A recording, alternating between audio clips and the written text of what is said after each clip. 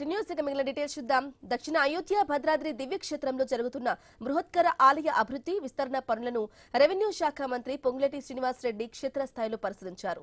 ముఖ్యమంత్రి రేవంత్ రెడ్డి భద్రాచల అభివృద్ధికి శ్రీకారం చుట్టారని, కాబట్టి రాబోయే గోదావరి పుష్కరాలను దృష్టిలో ఉంచుకుని ఆలయ ప్రాకారాలు, మాడవీధులు, గోదావరి ఘాట్ల పనులను యుద్ధ ప్రాతిపదికన పూర్తి చేయాలని అధికారులను ఆదేశించారు.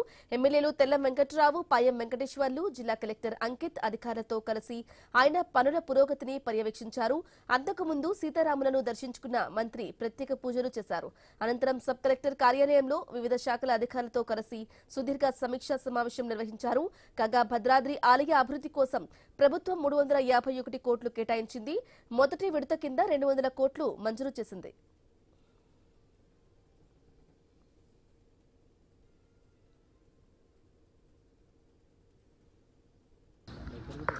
రాబోయే గోదావరి పుష్కరాల నాటికి ఏదైతే భక్తులకి శాస్త్రోయుక్తంగా భక్తులకి ఇబ్బంది కలగకుండా ఉండే విధంగా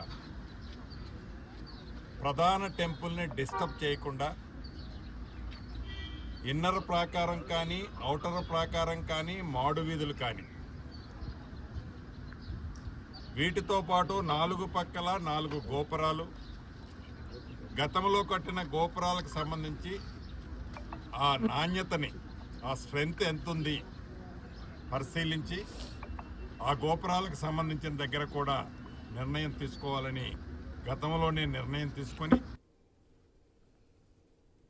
విడాకులు తీసుకున్న తర్వాత కూడా మా